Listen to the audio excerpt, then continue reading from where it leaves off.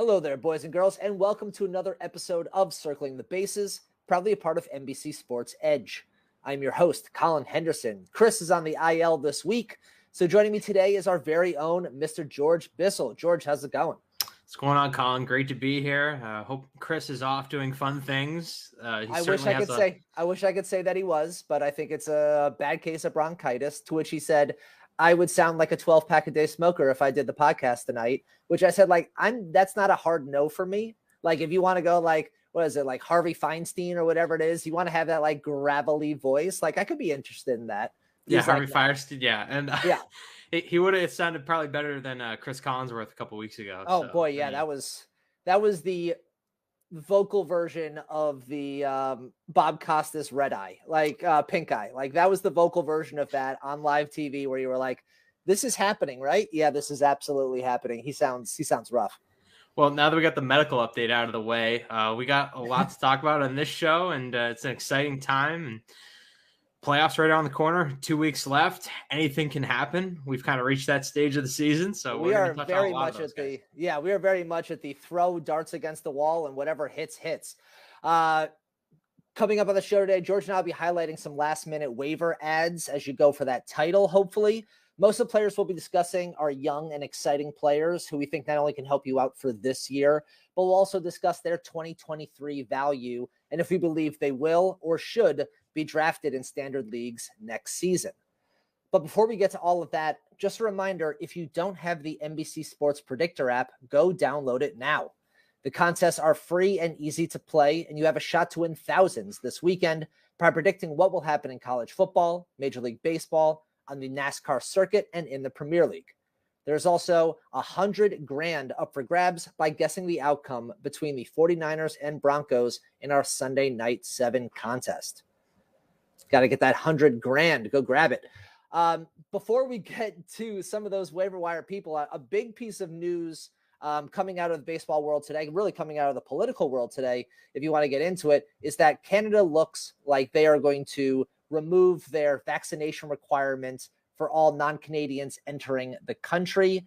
According to Eric Atkins and Robert Fife of the Globe and Mail, the Canadian government plans to drop the COVID-19 vaccine requirement by the end of September.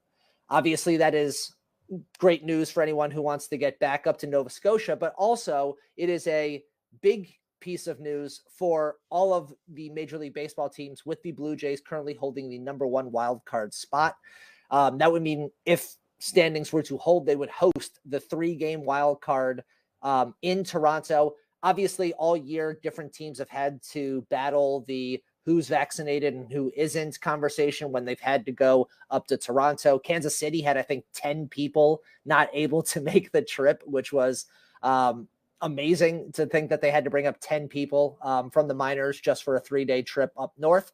But when we get to postseason baseball, that will not be a factor in this, which I think is great, because I think the last thing we want is us not getting a full team, a full 25 against or 26 against 26 because of vaccination requirements, anything there. So this will open up the full roster to all teams who have to go up to the north.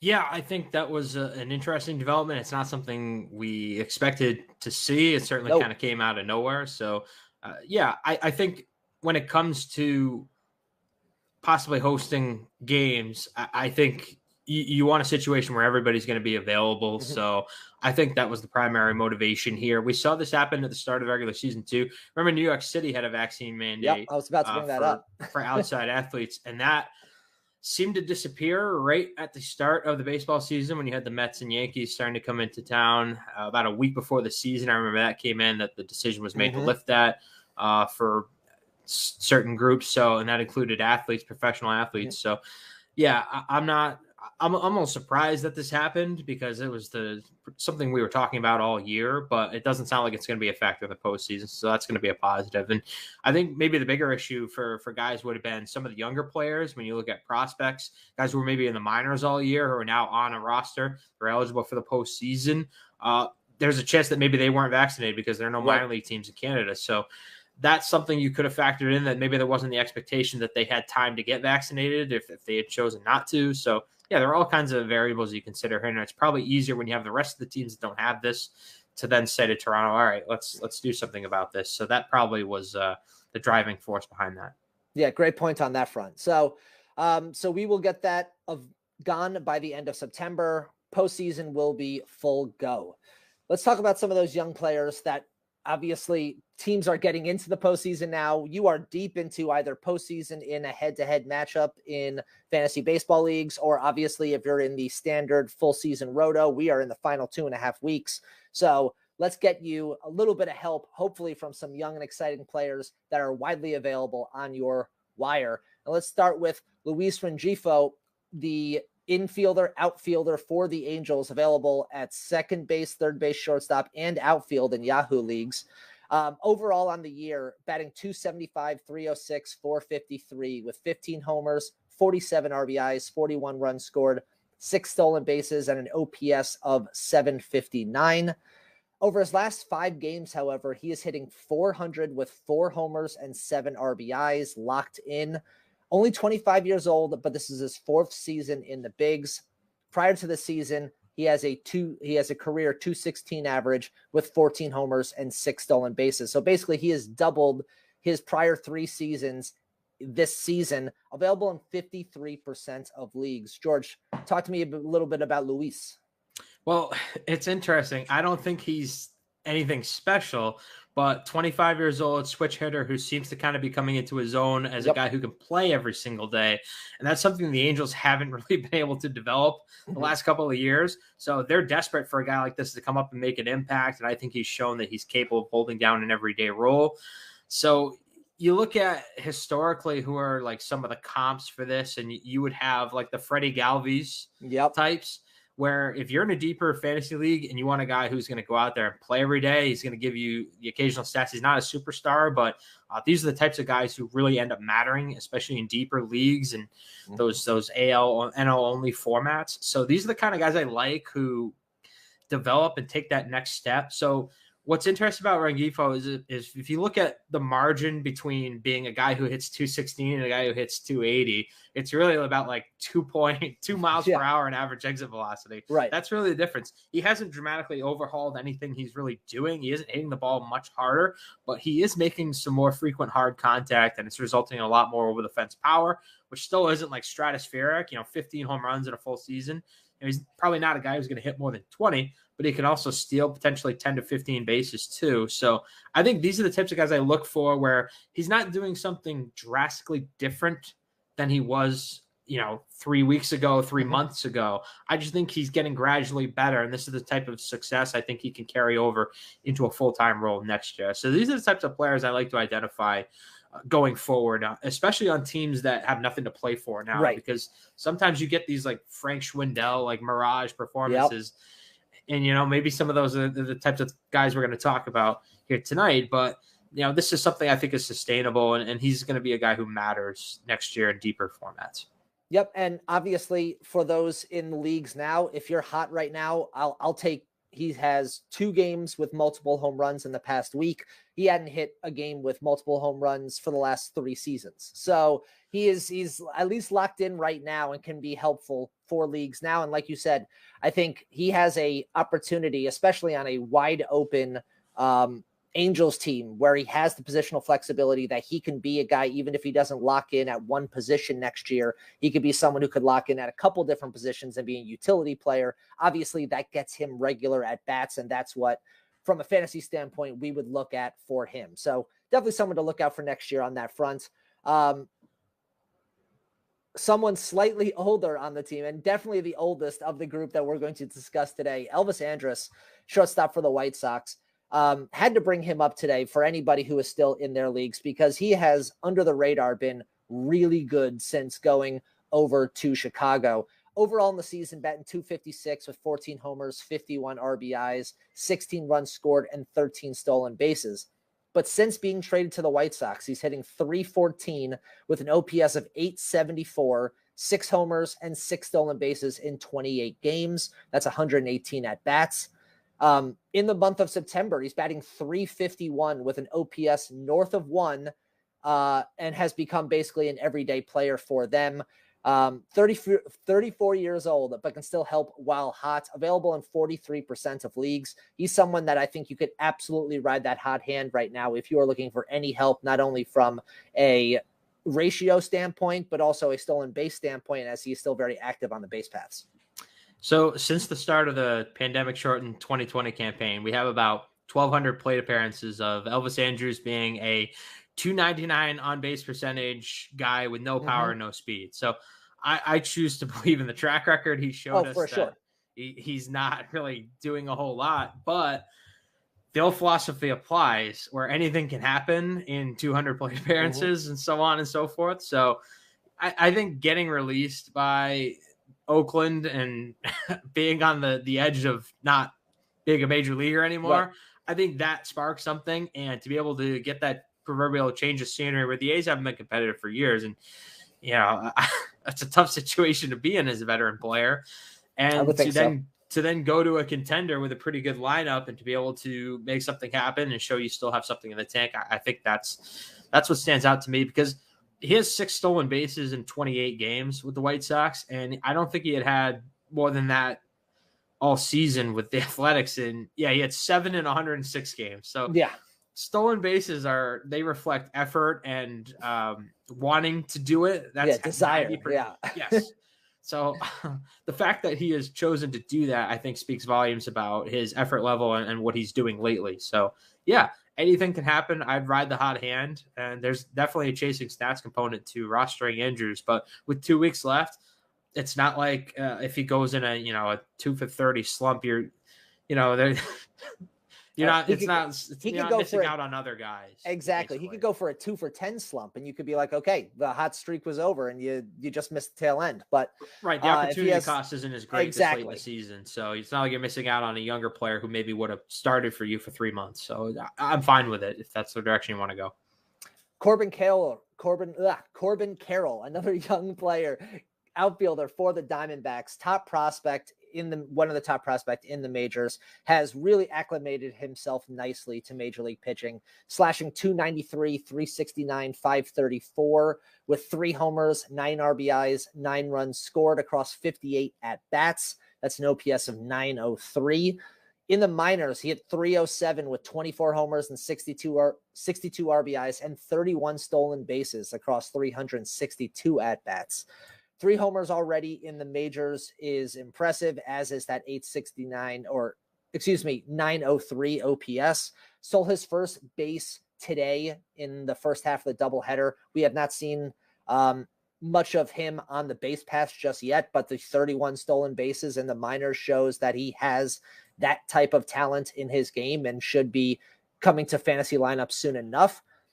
Going to be a great player in 2023. I think this is someone that I think is going to make a huge leap up into possibly the top 40 or so outfielders by the end of 2023, if not higher, especially in roto leagues where those stolen bases should matter all the more. But being held back a little bit this season, not a full everyday player just yet, sitting mostly against lefties. He's only started 1 game against a left-handed pitcher so far this season. Available in 62% of leagues, but he is a great bat, especially to go grab if there is a right-hander on the hill, because he is getting just about every at-bat against righties so far for the Diamondbacks. Yeah, I don't really understand how he's still so widely out there. I'm shocked by it. When I saw 62%, I was sure he was not going to be eligible on this list because he was going to be over that 50% threshold in a major way. Yeah, look, there's a lot of falling off late in the year, as it tends to happen in some fantasy circles. But this is someone who, you've been talking with Chris Crawford, our prospect guru, all season. This is someone he's been highlighting as a top 5, top 10 overall prospect in the game for fantasy purposes for months now. And frankly, when you started to see the production in the upper levels of the minors, start of the year, fully healthy Carroll he has that Kyle Tucker type potential to be, the 20, 30 homer guy who can also steal 20, 30 bases. Those skill sets just don't come along too often, and he hits for average. This guy who projects to play every day, he might sit against some tougher lefties, but They're protecting him a little bit right now. Like tonight, Tyler Anderson on the mound for the Dodgers. They don't want him to be exposed in that matchup. So he's only 22. He's only going to get better against Southpaws. So I don't think this is a situation where he's a platoon type player moving forward. I think he's the 5 category guy, the total package. And when you see it, I think that's sort of the my attitude towards younger prospects is once you see them come up and they don't look overmatched in the majors and they're having success, that's when you can kind of buy in and say, okay, I can see this working out. It's always difficult to forecast prospects. I mean, it doesn't matter how long you've been doing this. Nope. Nobody has the secret sauce. You don't know until you see it. So when you see it, that's a special thing. So I think we're seeing it now with Corbin Carroll. He's probably going to be drafted inside the top 100 picks, if I had to guess, in fantasy drafts next year. I can see that happening. It wouldn't shock me at all. No, I could see that happening as well. And if you're thinking about this from a keeper standpoint, or obviously dynasty leagues, I assume is already universally rostered in every dynasty league. And if he isn't, then shame on your dynasty league. But for those in keeper leagues, for those who are basically using his month in the majors as potentially enough of a tasting for them to potentially keep, how confident are you? I think both of us are very confident in him overall throughout the remainder of his career, but how much confidence do you feel in him looking into a 2023 mindset and saying, like, how much is he worth it to keep from now till next year? I think from a long-term standpoint, the types of similar profiles for outfielders where you start to face tough decisions, like a Randy Arozarena, who's a couple years older, similar power speed guy. I think that's sort of the statistical profile you're going to see from Corbin Carroll at his apex. I don't know if he's totally there yet, but I would probably consider him over guys like Tyler O'Neill, Cedric Mullins. I think those are some of the names I look at and say, I think I'd rather have Carroll going forward. Just I think the upside is higher. Maybe the floor is a little bit too, where those guys have gotten, O'Neill's been hurt. It's been a weird season for him. It's been The production hasn't been there. And then Cedric Mullins, where you look at the rest of that organization, and today he batted 8th. So, or he wasn't even in the lineup actually against the lefty, and they had Gunnar Henderson leading off. And Henderson looks like a Mookie Betts type, where once he's in that leadoff spot, he's not going anywhere for like 10 years. So I don't know what the future holds in Baltimore for someone like that. So look, I really like Carroll a lot. And when you get into dynasty keeper rankings, I mean, it's always tough, but the floor seems really high for Carroll right now. There's not a lot of weaknesses to his game that we've seen. Let's talk about another top prospect who made the jump up to the majors, and that's Josh Jung, third baseman for the Rangers. So far in his major league career, batting .250 with 3 homers and 6 RBIs with a stolen base across 40 at-bats. In the minors, across 124 at-bats, he had .266 with 9 homers and 29 RBIs and a stolen base. So far, look, he has shown, I think, the power and contact that he has shown in the minors so far in his short time in the majors. He's also brought along a little bit of that swing and miss game that was plaguing him in the minors and has brought up to the bigs. Yet to walk at the major league level, has struck out 18 times in the process. A former first round pick, though, in 2019, first round pedigree, available in 81% of leagues. I'm not sure how powerful Josh Jung is going to be this season, but I think when you look at him into next year and more, like him and who am I blanking on? The Cardinals right now, Nolan Gorman. I could see them having very similar type seasons in terms of next year when they're both going to have ideally a full taste of the majors.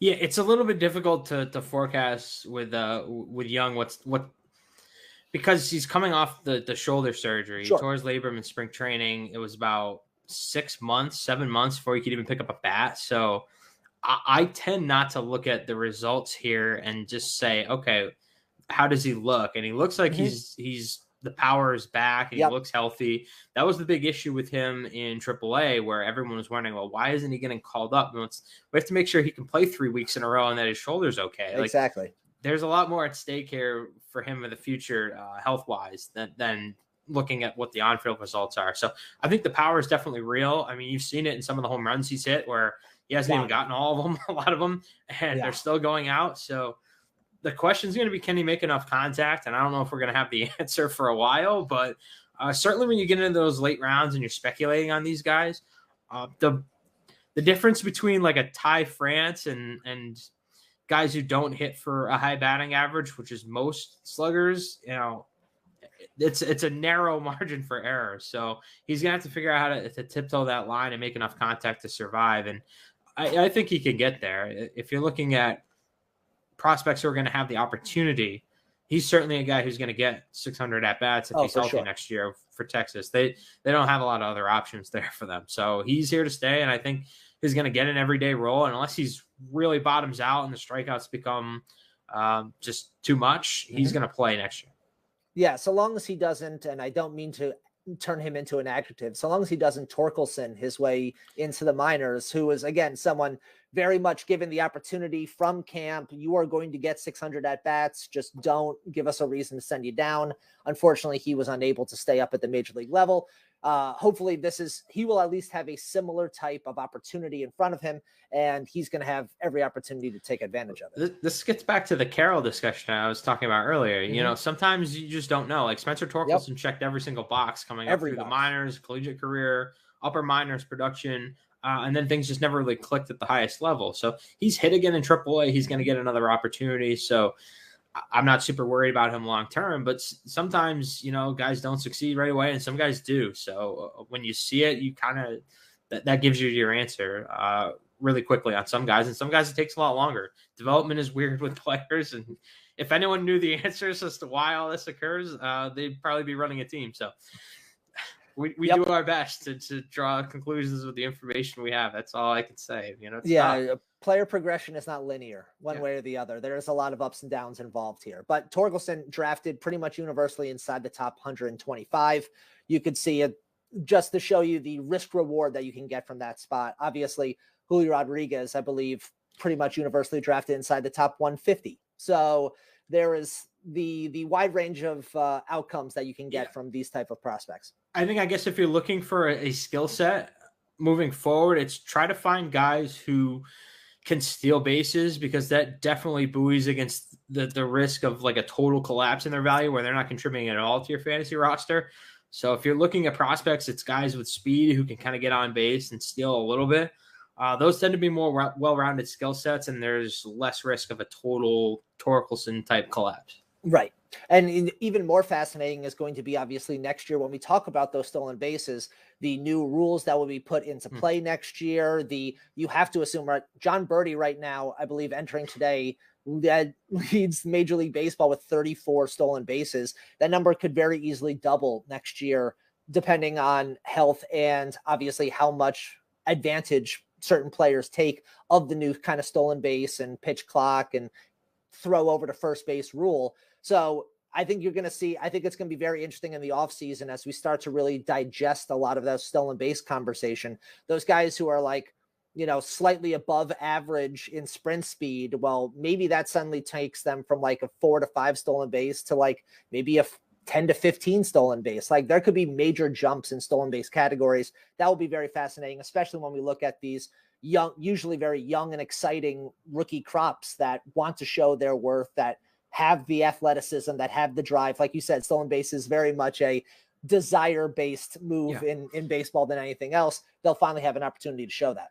Yeah, it's tough because you kind of have to rely on younger players for stolen bases. As you've seen this year with a guy like Whit Merrifield, once you get into your early 30s, those stolen bases just dry up. The production just does not hold up over time for older players. We've seen that with a number of guys. Tommy Pham's another good example of that. A guy used to steal a lot of bases, just no more. So it's a young person's game, and that's what makes John Birdie fascinating. Like he's a guy who missed most of last season. He got a concussion in July and did not play after that. Like he went undrafted in every league. He went undrafted in NL only leagues. Like not somebody fantasy managers were counting on for steals. And he's like, no, I'm good. I'm just going to lead off every day and steal 40 bases. Like, okay. That's sometimes baseball is weird, and that's what makes this such a fun experience. Let's hop over to the pitching mound now and talk about a couple of youngsters. And let's start with Luis Ortiz, the starting pitcher for the Pirates.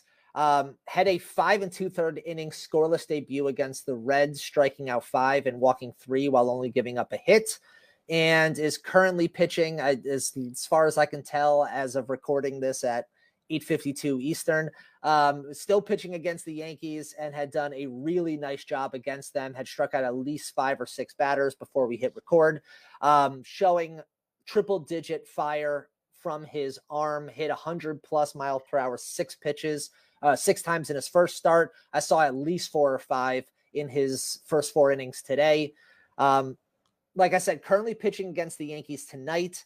He will pitch against the Cubs at home and at St. Louis, a already clinched St. Louis Cardinals team, if he were to stay in the rotation on regular rest. So he could be a very intriguing arm down the line, not only for this year, because I will take him against the Cubs and Cardinals. I'll take him in both of those starts.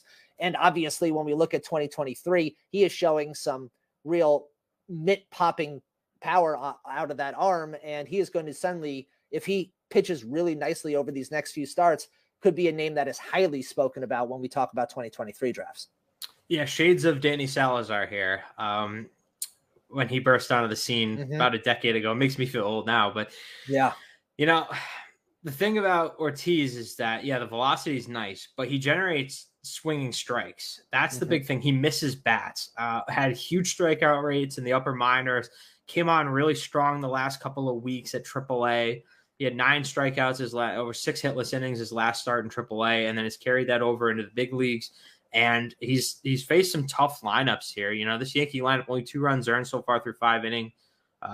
Only 2 runs allowed, I should say, only 1 earned. But really impressive against the Reds his last time out. And I worry because fantasy managers are getting to see it, that his fantasy value is going to get inflated. He's going to be a very, very popular late round. You know who's really good that nobody's talking about, guy? Everyone's going to talk about it all off season. So we were talking before the show a little bit. I'm a little bit bummed that he's up and pitching this well, because everyone's going to be on him next spring. And I just think he's really fantastic. And you look at some of the arms in that Pirates rotation, he definitely deserves a shot to break in. Yes. There are a bunch of guys. There's like Brian Bayo's a good one with the Red Sox, where it's like these guys should be in the rotation.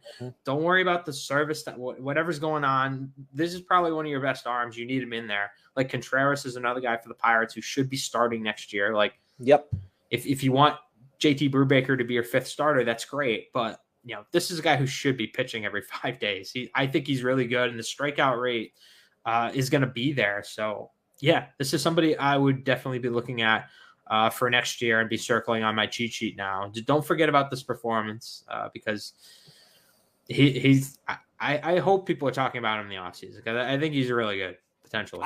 I think he is going to go into 2023 drafts as like the 2022 version of Hunter Green, where everyone kind of sees if he has a good spring training, he makes the rotation out of camp. Like, this will be the guy that, smart managers will go out and say, you know what, I'm taking a flyer on him. I know it's rookie. I know he's going to be there since day one. I know that means he probably doesn't last the entire year, either due to health or due to pitching limits.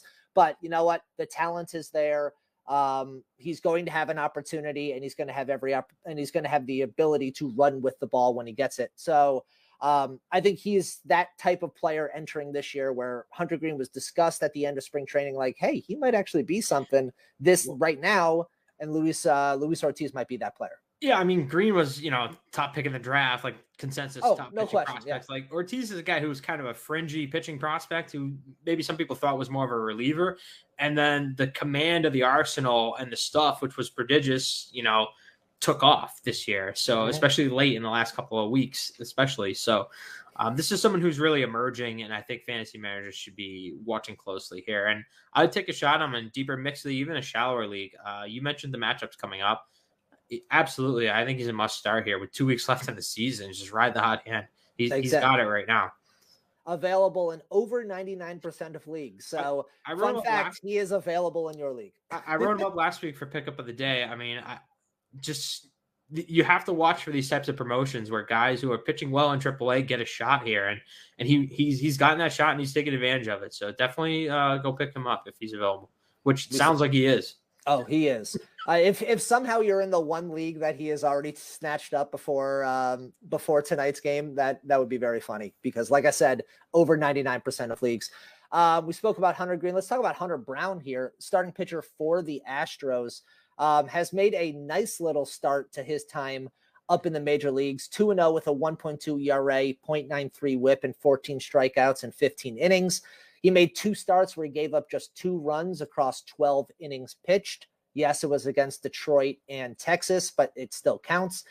Pitched 3 scoreless innings Monday night in long relief against the Rays, securing a hold while striking out 3 in 3 innings. Short of there being an injury in the Astros rotation, it's unlikely Hunter Brown will see any starts probably from now to the end of the year. I mean, it's possible that they might do this towards the end when they don't care. They already clinched. They might give him a spot. But for the most part, I don't think you can rely upon that at the moment.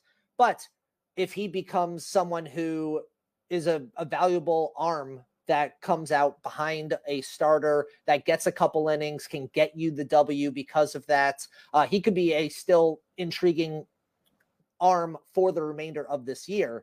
But obviously, George, talk to me a little bit about him and going into 2023 and what you project for him next season. I'd project him to be in the rotation. This isn't a That's the big question. That's the big question. Yeah. I mean, for the next 2 weeks, he's basically the new Garrett Whitlock, which I'm sad because Garrett Whitlock, he's been hurt for a while. He's had the hip issue all year. So I'm glad he's getting the surgery and he's going to be healthy. But basically, if you had Whitlock, you could probably replace him with Brown. You're going to get a similar multi-inning reliever who's going to come in, strike people out, limit damage. And what I'm impressed with Brown is the command of the stuff is there. I haven't seen him too much in the minor leagues. I mean, I've watched him a couple times, and you get to see him in the futures game and things like that. And what I've always been impressed with is the command of the stuff. It's really tough to pitch in the PCL. So the fact that he led the PCL, I think, in ERA this year, really impressive young pitcher. So I think the Astros were cautious because they have so many veterans in that rotation. I mean, there wasn't even room for a guy like Christian Javier to make starts. So the last couple months. So I think they're trying to avoid pushing him, and that's what they were doing all year. That's why they waited this long. And then when the Verlander injury occurred, it was like, well, now's the time to get him up here. So they did that, and I think he's in the rotation next year. I don't know what more he has left to prove in the minors. So I don't know how things get shuffled there to create a spot for him, but I think they will do that. Yeah, that's my big question here. I think he's proven himself both in the minors. Again, a 2.55 ERA you mentioned that led the PCL.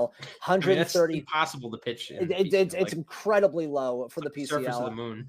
And 134 strikeouts to 45 walks in 106 innings. So just the strikeouts are there. The ERA is there. The command is there. He is ready to go.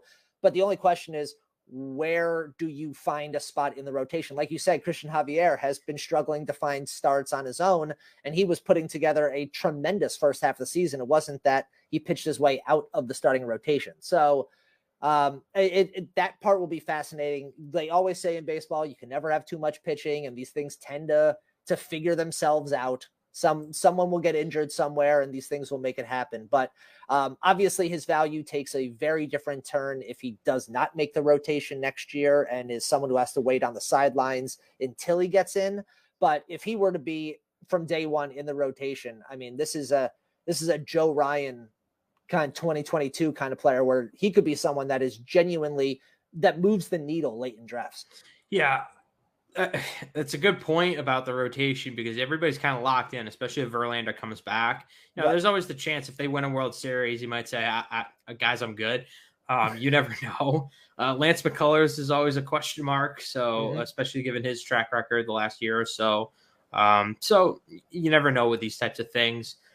But if they decide to go the route of putting him in the bullpen to open the year, like the Red Sox did with Whitlock, and you saw other teams too. I mean, like Jordan Hicks, I think started the year and he's kind of moved back and forth between roles occasionally. So there are guys who have done it. Nick Martinez is another one who's kind of bounced back and forth, San Diego. So it's not uncommon to see guys kind of do this. So they could make it work to start the year and say, hey, you're going to be the multi-inning guy out of in relief. And if we need to stretch you out, if there's an injury, we can do that. So Tanner Houck is another good example of this. Mm-hmm. He's bounced back and forth. So I think more teams have gone this way with development, where it's like, all right, can you give us 3? Can you give us 5 innings? It doesn't matter if you're the starter, you come into the second inning. Development's just changed for pitchers. So I wouldn't be surprised to see them use him as a reliever, but I think he deserves a shot to start. Speaking of someone who's looking to break camp in 2023 in the rotation, Hayden Wesneski, the starting pitcher for the Cubs, had his first start the other day on Saturday against Colorado, went 7 scoreless, striking out 7. Overall has a 2.3 ERA and 0.7 WHIP with 18 strikeouts across 15 innings in the majors, and has a 3.92 ERA and 1.16 WHIP with 106 strikeouts across 110 innings in the minors so far this year. He was traded from the Yankees to the Cubs for Scott Efros in a trade at the deadline. And so far, obviously, like I said, pitched on Saturday. If he were to stay in the rotation, he would pitch at Pittsburgh, versus Philly, and at Cincy to finish out the year. 2 of those 3 sound like very nice spots for him to land. Available in 94% of leagues. He showed his first start was a really nice start, and he has 2 very favorable matchups to finish out the year. He is fighting for a roster spot in the rotation, obviously, next year. I think Wesneski he's always been a really nice prospect in the Yankee farm system. He really made a rise up over the last 12 months or so, and now is really starting to show off that he is major league ready. Yeah, I think you covered all the the main points to know with him. I don't have a whole lot to add. I think the matchups are good down the stretch.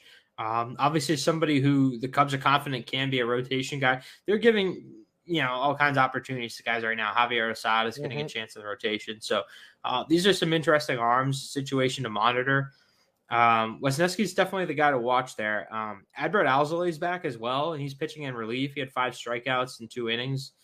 When he came back, his first relief appearance had a lat strain that kind of knocked him out for like 6 months. So you never know with young pitchers. I always thought he was going to be really great, and it's just kind of never come together. So Wesneski's definitely a guy who's going to get a long look. And, the Cubs are weird. Like Drew Smyly is all of a sudden one of the, 10 best pitchers in baseball out of nowhere for the last 3 months. So, yeah. And don't forget about Justin Steele in that too, who had like a 1.5 ERA over his last 15 starts. Like it's nonsense. So for a team that is not a very good team, no one talks, and he's still available in a laughable amount of leagues, by the way.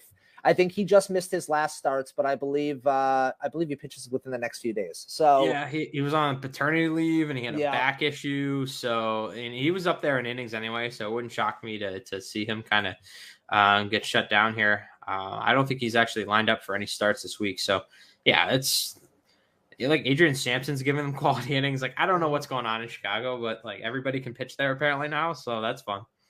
That is fun. You had one more name that you wanted to mention before we got off. Yeah. What was that? Yeah, Ryan Nelson for the Diamondbacks. He got hurt on Sunday. It was a weird one. He got struck in the right forearm by a comebacker. But Torey Lavello said he is okay. X-rays were negative. So he's going to start this weekend. And it's actually a pretty nice matchup against San Francisco. So he's going to get the ball either Friday or Saturday, I think. Probably be Saturday, and he's been excellent so far. I really like what I've seen from him. There's a little bit of batted ball luck so far because the minor league numbers in AAA weren't great, but like I said, it was the PCL. So when you're pitching at Reno, 5 ERA is actually good. Yeah, that's not bad. 18 and a third innings over 3 starts. He's got 16 strikeouts, only 6 walks, 2 home runs allowed so far. So that's a 1.47 ERA for everybody doing the math in their heads at home. So he's looked good, and the Diamondbacks, they have nothing to play for, so nobody really has a book on him, so he's just kind of gone out there and dominated. He's pitched well against like the Dodgers and the Padres. So look, I ride the hot hand. He's probably available in like 95% of leagues. Him and Dre Jameson, the 2 rookies for Arizona. Jameson gets the ball, I think, tomorrow. So actually tonight. So as we record this, but yeah, Arizona's a weird little operation going on right now. So I like what they've done with some of the younger pitchers. Brent Strom's a good pitching coach. So Yeah, What's going on right not now? only that, plus like the good young talent that they're bringing up offensively with Jordan Lawler and Drew Jones on the outside looking in. Like there is an exciting future that you can foresee in Arizona that gets them into wild card contention within the next year or two. I don't know if anyone's ever going to catch the Dodgers because of the machine they've built. Contention, but yeah. yes, look how quickly they came together for the Orioles. When you have that sort of face of the franchise in Adley Rutschman, and then you can add the pieces around him. You get a Gunnar Henderson, you get a couple young pitchers coming up and doing their thing. Like you find a Felix Bautista, a guy in your system who makes a jump. Yeah, like it can really take off for you in a hurry. So I like what the Diamondbacks are doing, and they were giving starts to like Dallas Keuchel. Like they should have brought up Nelson and Jane. These guys should have been up earlier, in my opinion. I don't know what they were doing for like 4 months. Yeah, I guess when you have no desire to try and make a push, like fine, I don't have to. But these guys are major league ready. I expect this Arizona team is going to be a very fun over-under. What is their win-loss? What does Vegas project as a win-loss for them? Because I'm going to be very tempted to pick the over next year. Well, they're going to finish with like 75 wins. Like, yeah, that's tough. And somehow that's 75 wins when playing. Their record against the Dodgers has to be like 3-16. I'm just looking at the standings, and the Rockies have more wins than I thought they were going to. They have more wins than the Marlins. Did not see that coming. How this has been my fun little just mental experiment is how many games back would they be from the American League Central title? Good question. Because that has been my let's talk about the Orioles and be like, if the Orioles were in the Central, they'd be like a game back, or I think now they've fallen off a couple, but what would they be in the Central? It'd be like 15 back. They'd be like 15 back? Yeah, 16. Yep.